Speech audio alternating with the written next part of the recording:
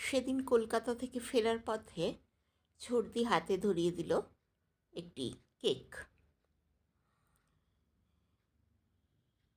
সাধারণ bakery cake যেমন হয় আর কি, তেমনই হবে ভেবেছিলাম, কিন্তু ভুল ভাঙল অনেক পরে।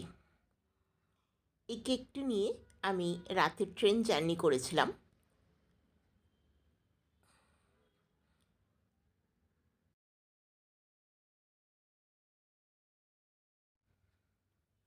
যেহেতু রাতের জার্নি, সারা রাত কেকটা আমার কাছেই ছিল। এত সুন্দর গন্ধ বেরোচ্ছিল কেকটা থেকে, ভীষণ ভালো লেগেছিল। তারপর সকালবেলা যখন গন্তব্যে পৌঁছলাম, কেকটা কেটে মন ভরে গেল। শুধু গন্ধই নয়, স্বাদও অসাধারণ।